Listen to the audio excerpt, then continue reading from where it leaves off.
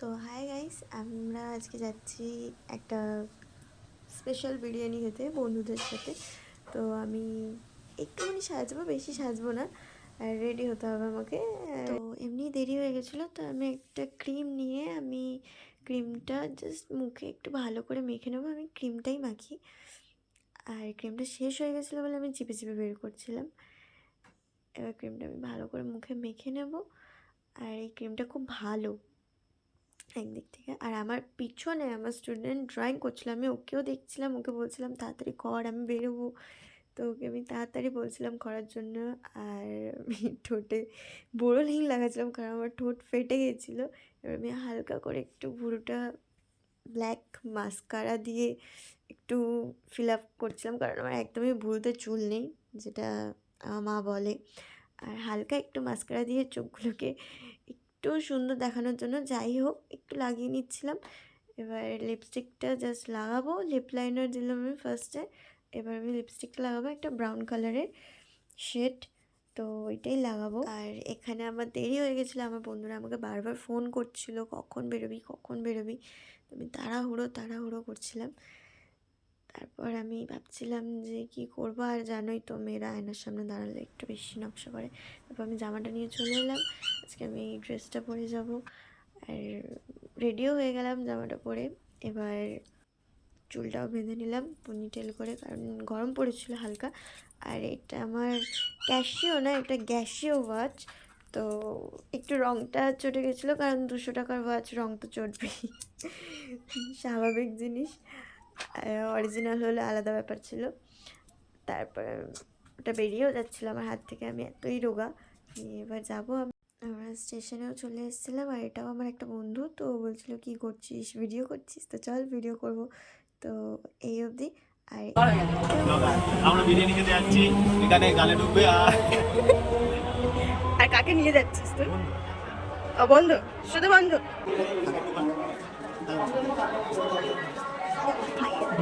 কিন্তু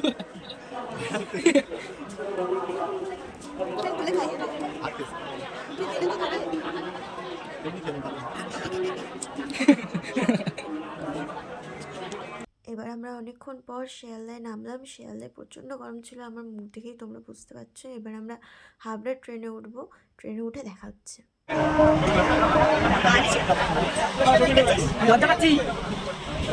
উঠে আমরা খুব মজা করছিলাম, আর এটা হচ্ছে ওখানকার ভিউ, সত্যিই খুব সুন্দর ছিল।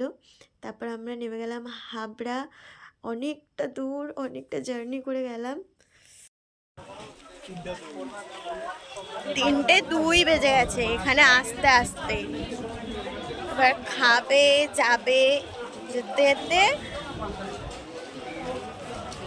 আর বাড়ি গিয়ে আমার মা আমাকে ঝাড়বে। খুব ভালো। তারপর আমরা চলে গেলাম আমেরিকান দাদার বিরিয়ানির দোকানে।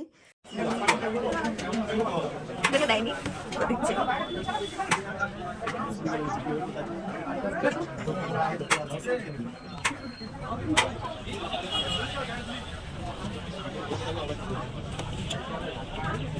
বিরিয়ানির পরিমাণটা খুবই বেশি ছিল, তো আমাদের এত খিদে পেয়েছিল আমরা আর কোনো দিকে তাকাইনি, প্লেটের ওপরেই ঝাঁপিয়ে পড়েছি। এবারে সবাই বলবে যে বিরিয়ানি খেয়ে কেমন লেগেছে সবার। একদম বেকার এখানে আসা আর না আসার সময়। এত দূর থেকে আমরা এসেছি সুভাষগ্রাম থেকে, অত দূর থেকে এত দূরে আসা একদমই বেকার হলো, কারণ আমাদের ওখানে বিরিয়ানি এর থেকে অনেক ভালো। খেয়ে একদম ভালো লাগলো, খেয়ে একদম ভালো লাগলো। তুমি কিছু বলবে? তোর ভালো লেগেছে? একদম না। আর তোমার? এই যে আমেরিকান দাদা।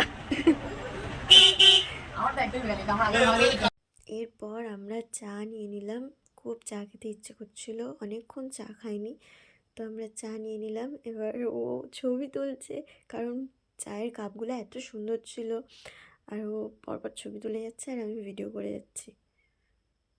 তারপর চাটাকে খেয়ে তারপর আমরা ট্রেনে উঠলাম।